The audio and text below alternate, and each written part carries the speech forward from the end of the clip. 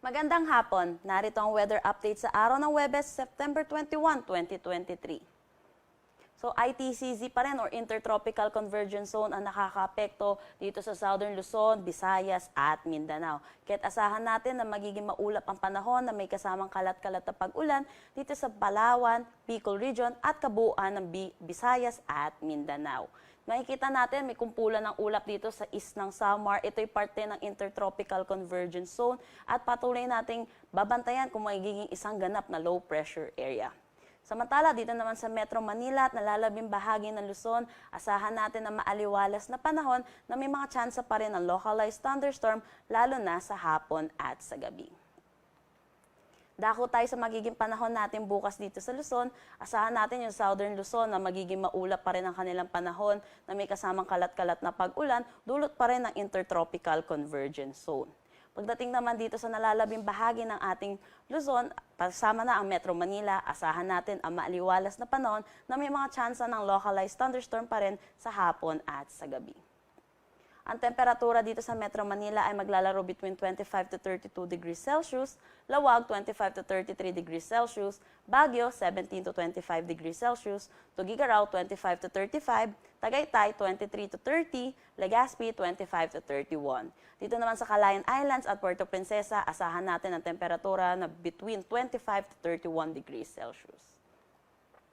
Para naman dito sa Visayas at Mindanao, asahan pa rin natin na magiging maulap ang kanilang panahon na may kasamang kalat-kalat na pag-ulan, dulot pa rin ng Intertropical Convergence Zone or ITCZ.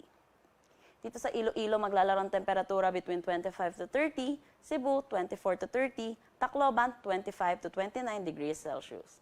Dito sa Zamboanga, 24 to 32 degrees Celsius, Cagayan de Oro 24 to 30 at Davao 25 to 31. Wala tayong nakataas na anumang gale warning sa anumang seaboards ng ating bansa. Asahan natin ang slight to moderate na kondisyon ng ating karagatan.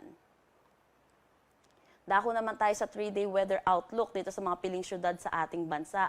Dito sa Metro Manila, pagdating ng weekend, asahan natin na magiging maulap ang ating panahon dulot sa pagtaas nitong axis ng Intertropical Convergence Zone. Pero pagdating naman ng Monday is improving na ang ating weather, makakaasa na tayo ng maaliwalas na panahon na may kasamang kalat-kalat pa rin ang pag-ulan dulot ng mga localized thunderstorm. Dito sa Baguio, asahan natin throughout the 3 days is magiging maaliwalas ang kanilang panahon.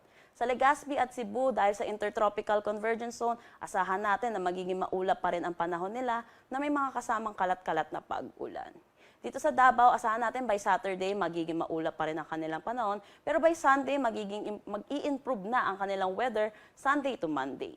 Dito sa Metro Manila, maglalaro ang temperatura between 25 to 32, Baguio City 16 to 25, Legazpi 24 to 32, Metro Cebu 24 to 31, at dito sa Davao 24 to 33. Ang sunset mamaya ay 5:54 p.m. at ang sunrise bukas ay 5:45 a.m.